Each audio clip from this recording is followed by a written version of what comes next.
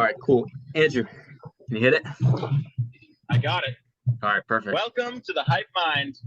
I'm Andrew. Welcome. And I'm Danny, and we have Fernando Limbo on, also known as Ferdinand the Bull. Call him the Bull for short. El Toro. Fernando, it's great to see you 2 days in a row. I know. God is good. It's great to see you 2 days in a row, Dan. And Andrew, I wish I could say the same for you, but hopefully we'll be able to do that someday. We'll make it work. Don't worry. Amen. Yes, we got to plan another get together. Anyways, well, I just want to. You remember when we first met, you and me, Fernando? Yes. Who introduced us? I thought it was like 4 or 5 years ago. But I think it was like 2020, 2021.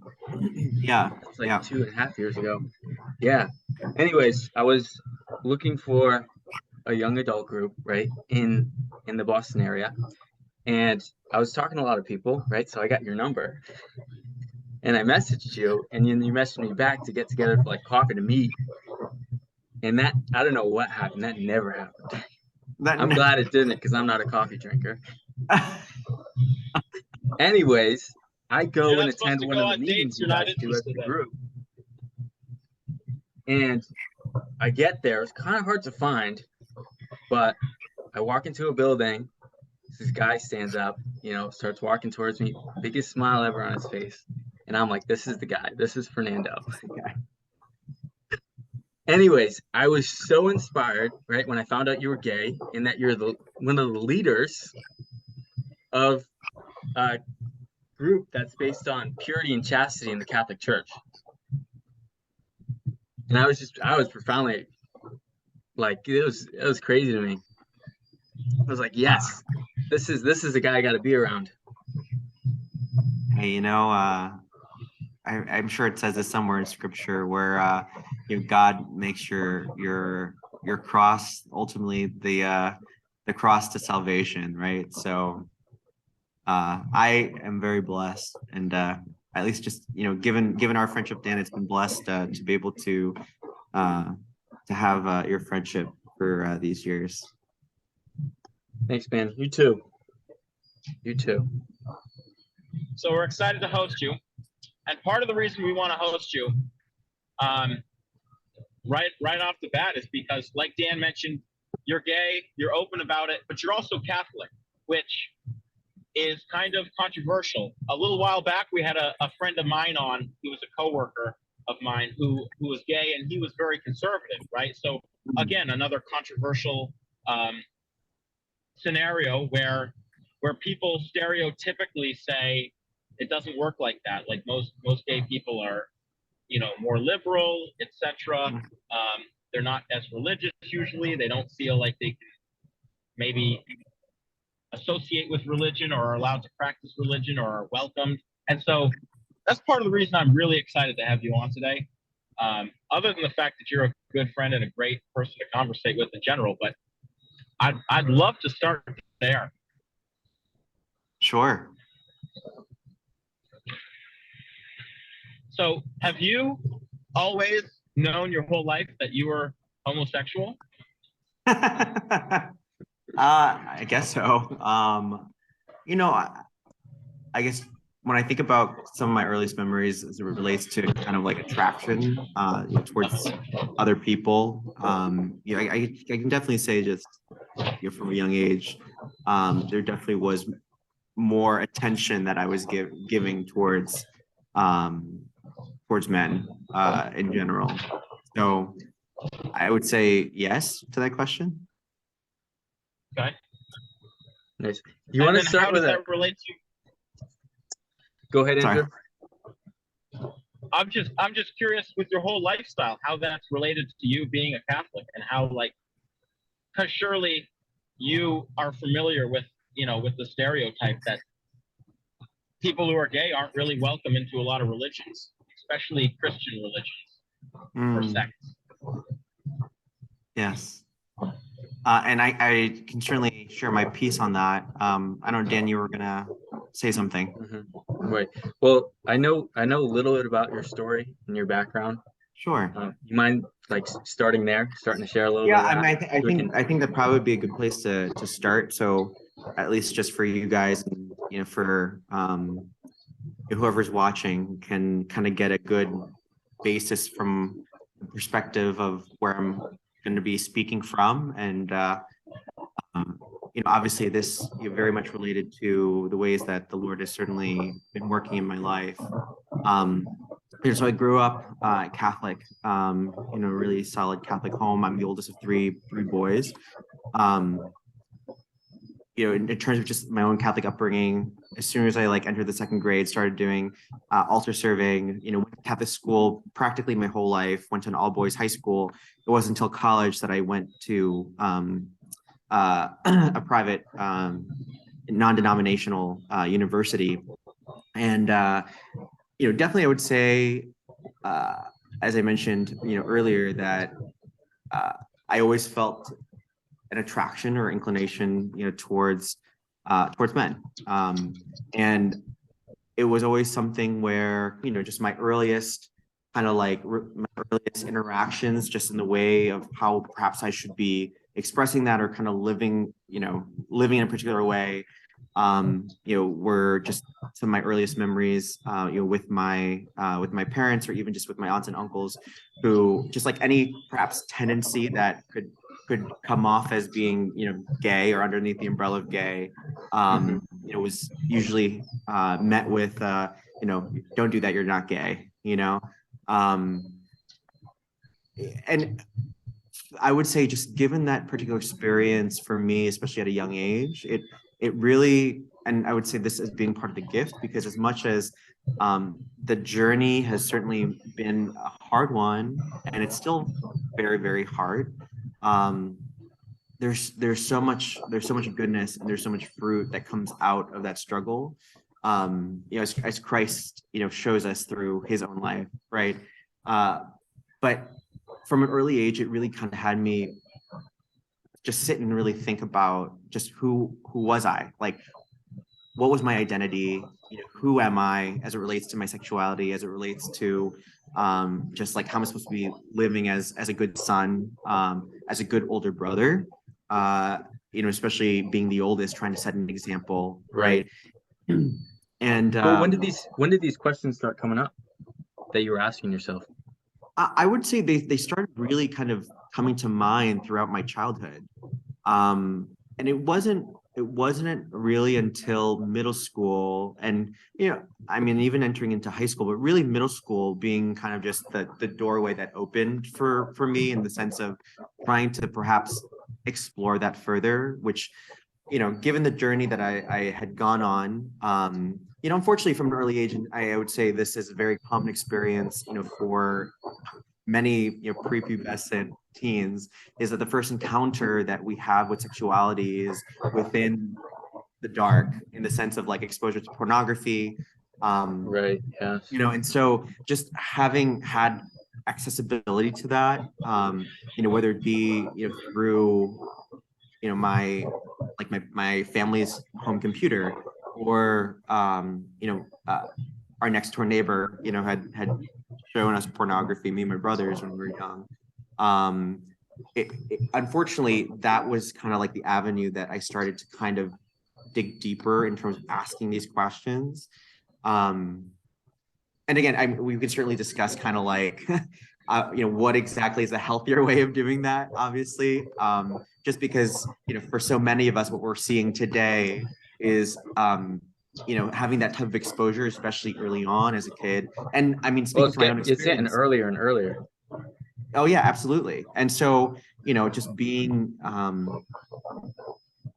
being exposed to that in the 6th, 7th grade, just really had me kind of stuck, or compartmentalize, that aspect of myself, in terms of just trying to sort out sexuality in kind of this box. So you felt like you might have not had an identity, and you're trying to figure it out?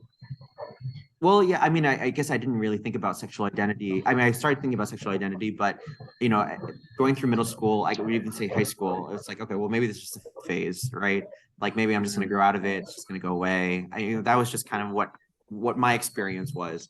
And, you know, it wasn't until I got to college, where, you know, from it had transitioned then in terms of exploring sexuality from moving from pornography to then getting engaged in the hookup culture. And college is a really interesting time because obviously it's the first opportunity, you know, as almost, I mean, as a young adult, where you're not living at home, especially if you're living off campus. And it was almost like Freedom. in my head, like this is my new lease on life, that I can figure this out. And it was a tough time too, because on the one hand, like I was going to church every Sunday, and already I guess operating in that sense from the way that I had perceived culture, perceive like, you know, what it means to be gay and Catholic as the miscomment, or excuse me, the misunderstood version of Well, sorry, we're gonna say, Andrew? before we go into your college experience, I have a couple of questions. Sure. I've heard a number of stories from people where they talk about, as a child, their friends, parents, or their neighbors introduced them to pornography. How did you feel like that affected you? I mean, it was, like I Or said, even looking back on it? I mean, I think it was just that one instance with the neighbor, you know, that I had kind of like that memory is what kind of sticks out. I mean, for me, a lot of the exposure that I received was more through like the internet chat rooms. Again, like in these spaces where, because I didn't have any like outlet to kind of just have these conversations, it was kind of like that space where I could talk to other people who were gay, experience same-sex attraction. And again, I mean, you know, the risk of that, obviously so many, where, you know, people can easily get preyed on and, you know, all that. And so, you know, that was, I mean, I would say how that affected me. Well, exactly. It's spoken to, there was a desire to want to connect. There was a desire to try to figure it out. Right. And so, you know, that was really just kind of the big piece for me. So yeah, I mean, kind of going back to college, it was almost like I was living this double life, because you know, obviously the huge misconception that I ultimately had sitting on my shoulder was, I could not, like, would they accept me if I were to share this aspect of myself? And, you know, mind you, like from the age of let's say like 4 until the age of like 18, 19, it was like this idea in my head that, okay, people aren't going to like me for being gay. And so, you know, just trying to come up with the ways to protect that. And, you know, I would say probably the biggest, you know, the biggest fear that I had, especially in college in terms of community, because I was getting more involved with the Catholic centered community, there was this fear that if perhaps I did share that I would be completely rejected. Again, that's I would say, you know, that's the misconception that people have. Right. Because But obviously at the end it of the day, came from, I mean, it came from your past experience, right? I think you said your parents had been very dismissive about it. oh sure, Well, yeah, yeah, I mean, it did. It came from that past experience, right? You know, in that, like, having this, receiving like messages, that aspect of myself was bad, and so, right. Or didn't at least exist. feeling that exactly that Yeah. it was just buried away, right? And what Christ continuously calls us towards is being able to really take it and bring these things that we tuck away in the dark into the light. But I mean, doing so in a way where it can be received with love, right? And so that's ultimately, like, in college was where I really encountered that. So there was a point in college where I really had hit a low spiritually, because, you know, up until sophomore year, I never talked to any like religious priest or, you know, brother or sister about, again, just like that aspect of myself. And it was really weighing on me. and there was just kind of like this moment, and it was during this time where I was going through this type of formation where we were, it was a bunch of us guys that were meeting early in the morning on Friday. It was like 7 a.m. Where we got together and we talked about like what does it mean to outreach and evangelize and bring people closer to God. And I'll never forget, like there was a really beautiful confessor who I had, and I was just like, I said to him, I'm like, how can I bring people closer to God when I feel so completely away and broken?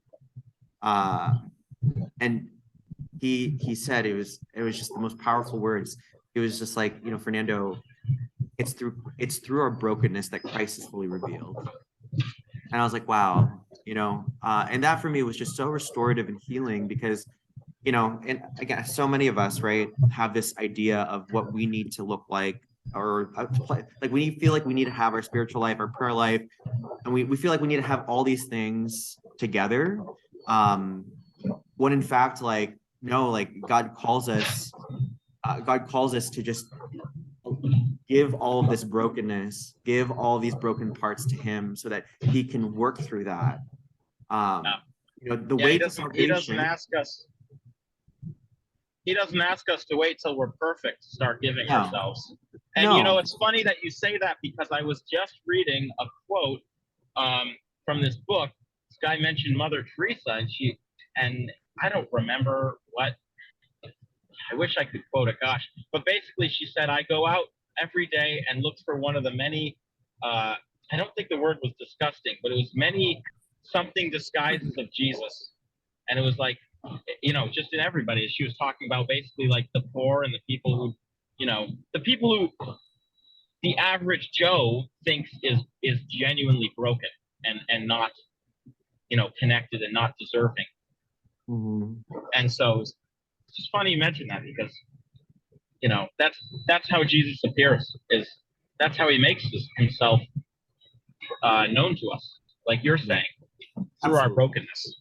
Well, and here's the thing. I mean, I think what the beauty of God's love in all of it is just that I've been just so blessed that in every step of my journey, and don't get me wrong, like there's always been this sense of okay, Lord, like, just like reveal yourself to me, like show me where you are, because for what the world is offering, it seems to just be at least better than kind of what I'm feeling spiritually right now.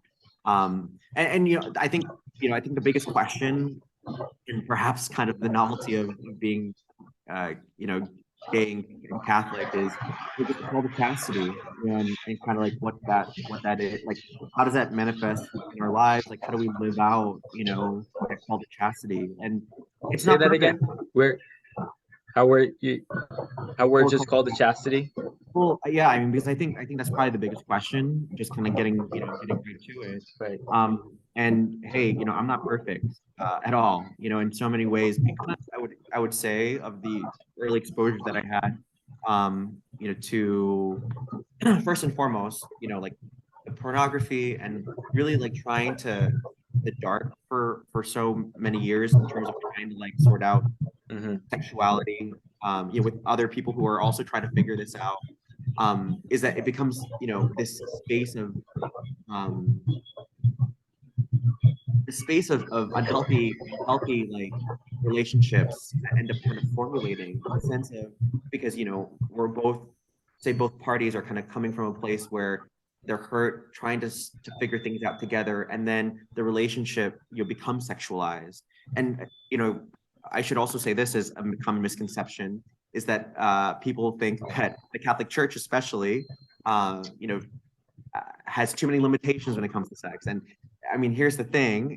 Right, that's a huge misconception. I know. Well, to cast that away, right, is that the church is built on God's creation and opportunity for sex.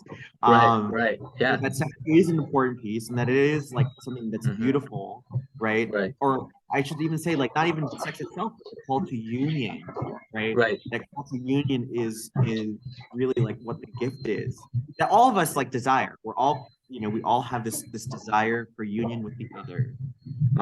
Yeah, but that's the thing. The church holds sex at a high value. Yes. and it's not something to be messed around with. And it's so funny because I had, these kind of misconceptions too. And I had some gay friends, and I worked with some gay guys, and we got along, like we hanged out. And I asked that question too. What if I was in their shoes? Like, what would I do, like, as a Catholic? And I love how you said, like, we're all striving for chastity, right? Well, and regardless, even if you're married, and that's the thing, Yes. that chastity has to be practiced in marriage too. That just because you're married doesn't mean you can, you should, or should be having sex all the time. Because ultimately, this is it, right? Like in all relationships, the question that we always have to ask ourselves is, how am I loving this person, and how is this person loving me?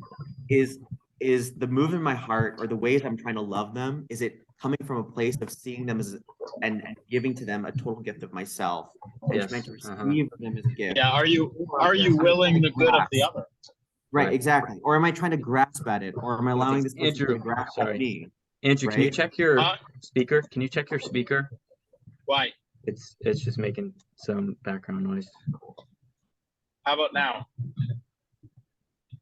Is that Better? Yeah. Okay. Yeah, It's stereo. Yeah, sorry, keep going, Fernando.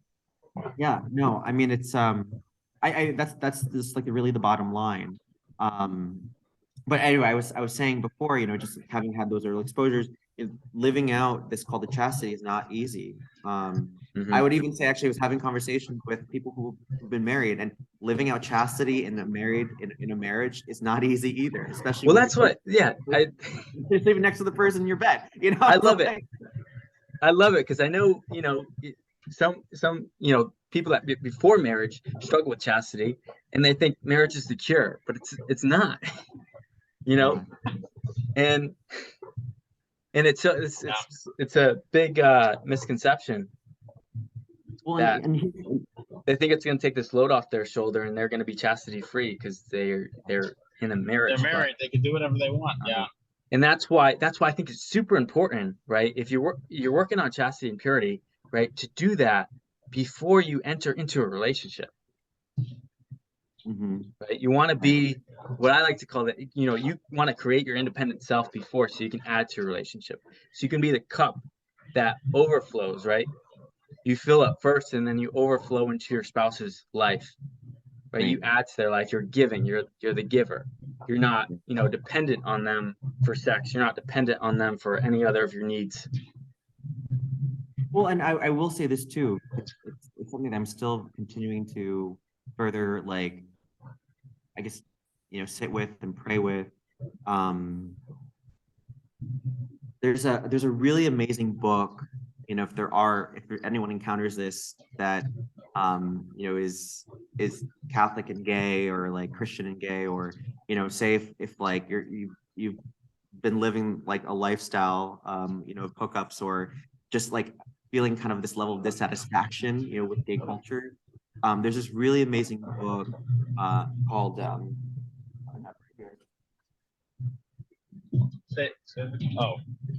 it's called The Velvet Rage. If I can, I don't know if you come up with it. Oh, there we go.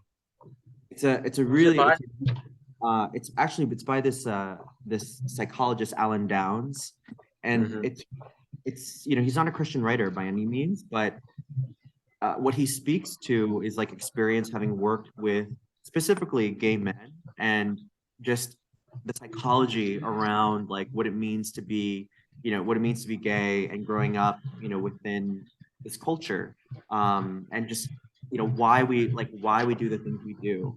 And I think there's certainly value that people can have with reading this book, but especially as like being gay, there's so much that like I personally have learned from even reading through a lot of these anecdotes and stories. Are you still reading through it? I am still very much reading through it. What's one of the best messages you've received from it so far that's really stood out to you? That's a great question.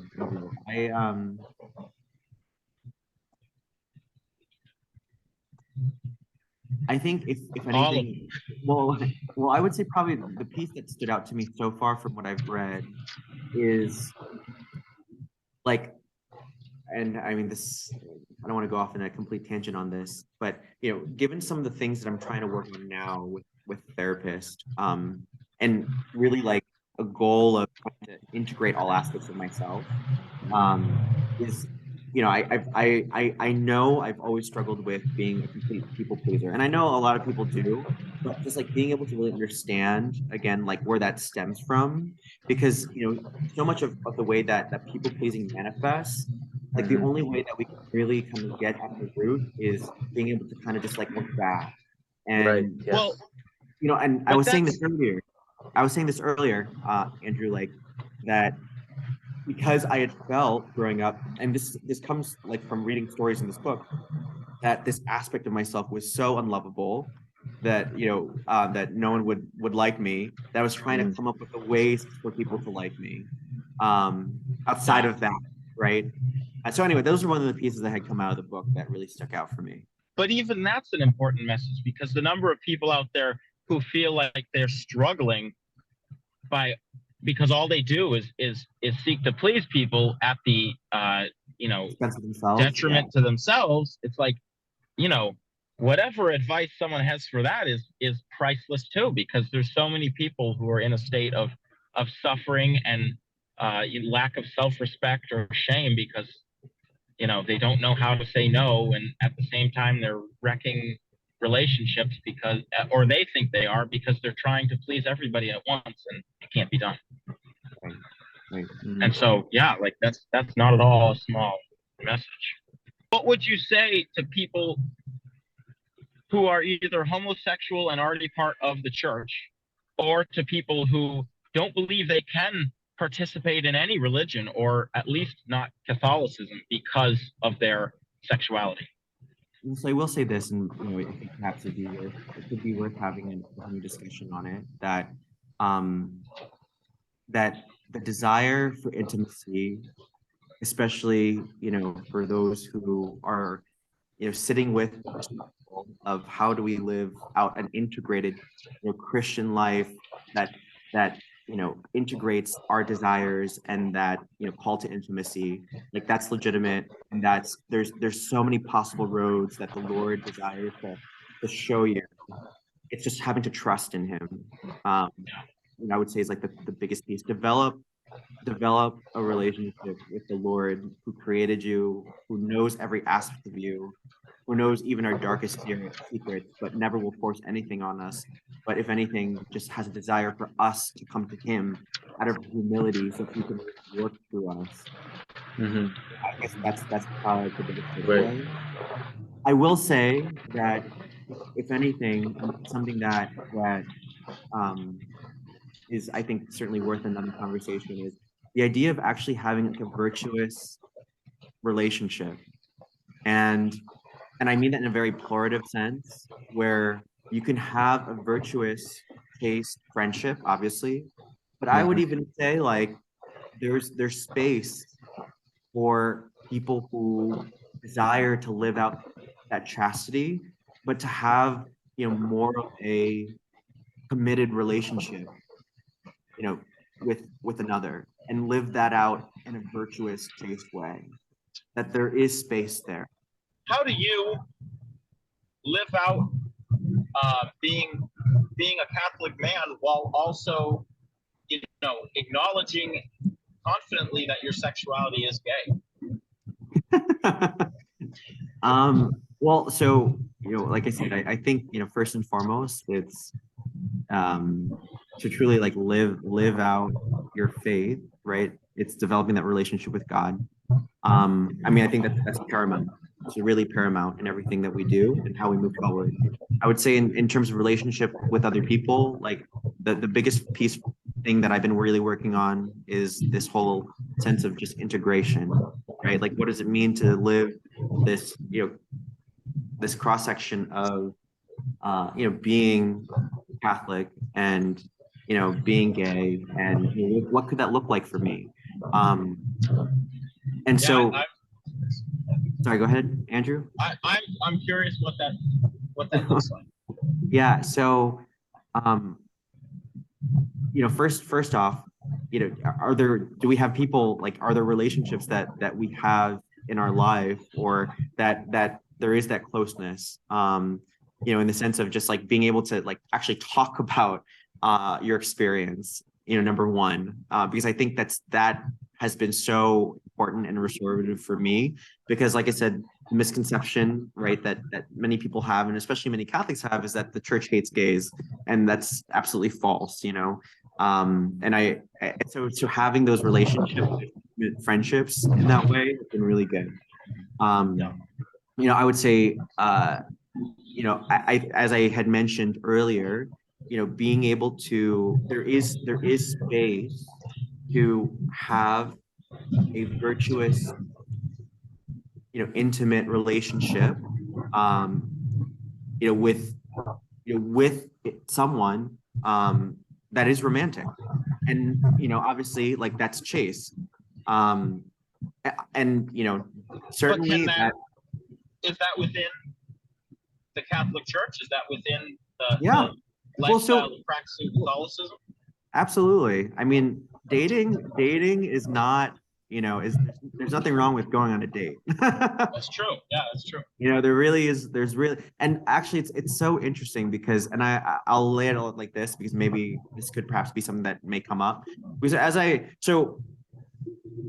it wasn't only recently in the last like year or 2 years that I never thought that dating could ever be an option, because obviously, like, we want to be intentional about everything we do, Right. and what does it mean to be like an intentional man, because in our society today there's a lot of guys who just run around that get so locked up in undecisiveness that they can't be intentional, because of just the anxiety of that indecisiveness. And so what does it actually mean to be intentional? That obviously the focus of dating and the intentionality of dating is to work towards marriage, right? Like, that's the end goal. And that's speaking within the heteronormative like paradigm. Now, what would be the end of dating within the same-sex context that is working towards what, like, an end? So what's the end? It's holiness. It's like heaven, like every relationship. And Right. so there's nothing within church teaching that says that you can't have that or you can't do that. And trying to explore what that would look like is in a way, I would say, a conversation that has existed actually, like within our history, but hasn't necessarily The church's history. Exactly, absolutely. Yeah. But hasn't been a conversation in the more recent present, given a lot of just the misconceptions and holdups. Yeah. But there are, and I've recently just come across them, there are Christians, actually, in a more plural sense, Protestants and Catholics, who are actively right now just trying to explore like that space of, there's a desire to want to live in accordance to the faith that they have grown up in, but also trying to authentically live out their desires in a way that is in line with church teaching. And it's a space that I think is worth being able to have these conversations. Mm-hmm. And again, that's why it's so important to be able to have that community and space, going back to the virtuous relationships and friendships, so that you can have the comfortability to have this and have dialogue, conversation. Mm-hmm. And so anyway, the idea of dating, I mean, that's only something recently that I've explored. And again, I mean, the end of that would be like actually, towards working towards, a holy like relationship that would help lead us both to heaven. Like, that's the goal. Right. So you're saying, and it's not even within the confines of marriage. It's just a partnership where your end goal is to bring both of you and your partner to heaven. Yeah, exactly. As Catholics or Christians or whatever sect. Yeah. And to try to live that in a very authentic way. I mean, that is, practicing celibacy, within that partnership. Mm-hmm. Okay, that's a very key Oh Right. yeah, 100%. key I mean, thing but I would that argue. falls, Yeah, yeah, but yeah. obviously that falls Absolutely, in line with chastity. I mean, that's Right. celibacy is underneath chastity. But I think there's a lot of people out there who would still question if that applies or not. And so I think Yeah. it's great that you state that, Sure. because you have spent a lot of time thinking about this, because it's related to you. It's very personal, and it's also very because it's personal, it's important. And so you've taken the time to think about it and to educate yourself on it. And so for you to say that is very important, because I think there's a lot of people who be like, okay, but even if I'm in a partnership, even if I'm actually welcomed into the faith, what does that mean still? Like what does that mean? And so yeah, I just think that's Well, I mean, I think that's that you the make that piece that, mention. well, and I think that's the piece again that we're just really kind of at the beginning stages of having a conversation about, because Yeah. if the call, like, why were we created, to be to love God with all of our heart, mind, and soul, and to serve Him in this world and the next, for what purpose, to be with Him in heaven. And so, like, what does that look like?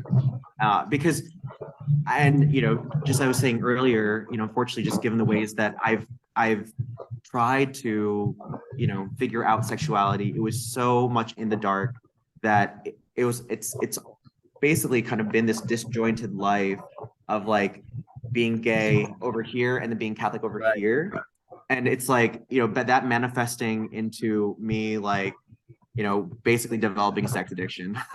And so it's like, what if I were to think about, well, what's healthier, like in terms of trying to like actually have an integrated, relationship with myself, is having sex, like, having sex in the middle of the night, like the way to go, or actually like sitting down, getting to know someone and being able to actually see them versus trying to use them for my pleasure, or, for them to, use me for their pleasure. Does that make sense? Like, Yeah, that does. That's very interesting.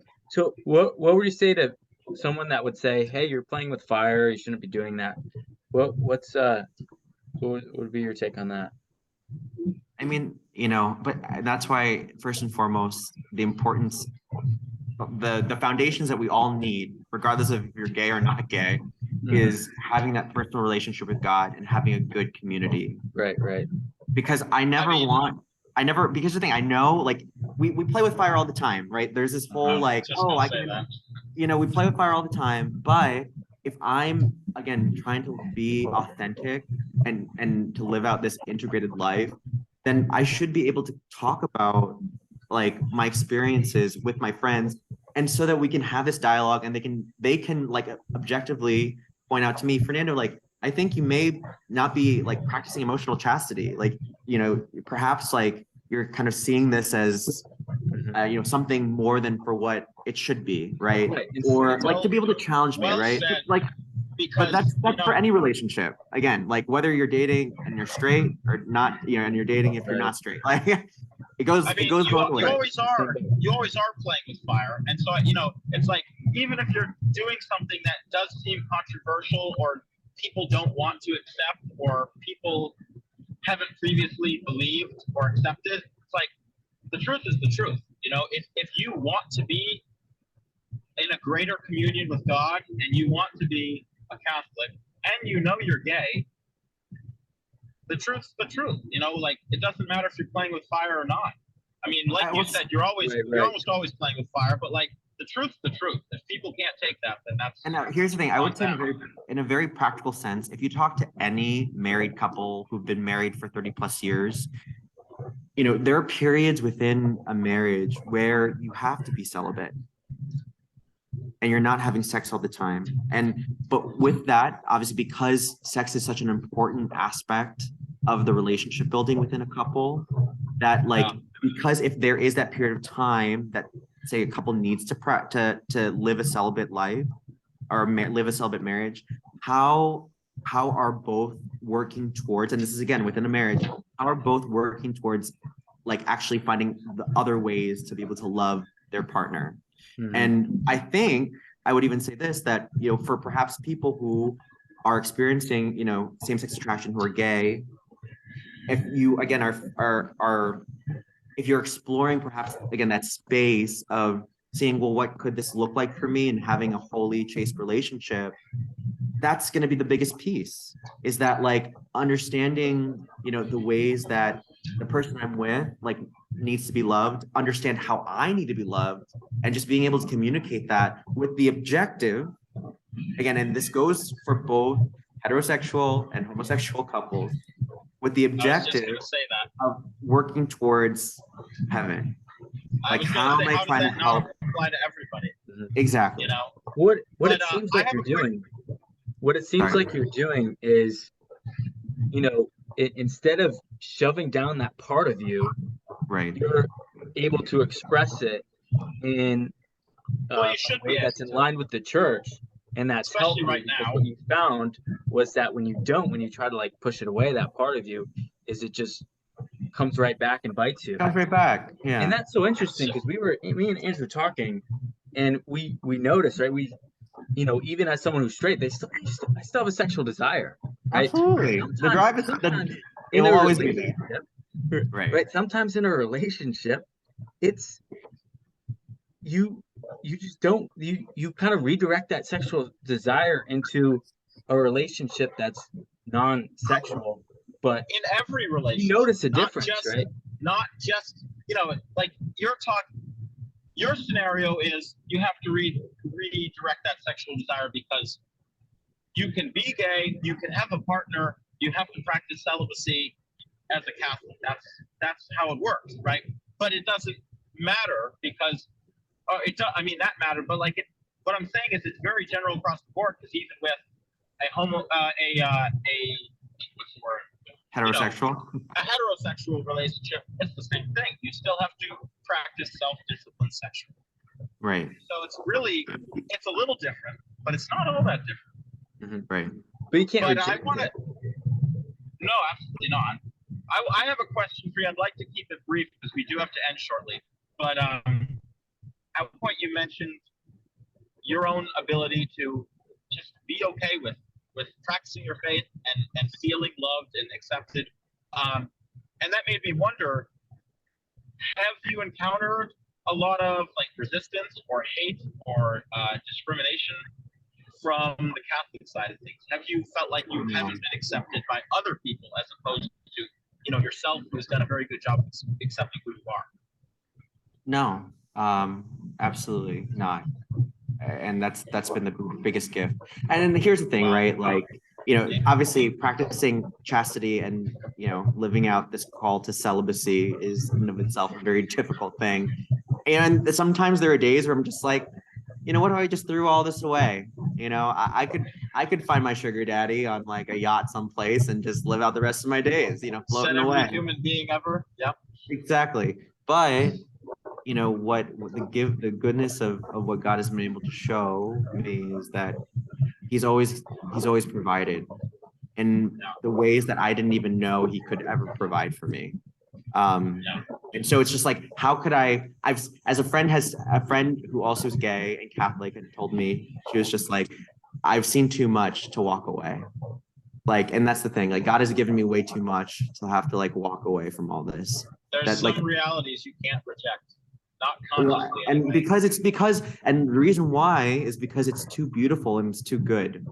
And it's like I can't walk away from that beauty and goodness because I know it would just be completely false. The truth is hard to hide. Right.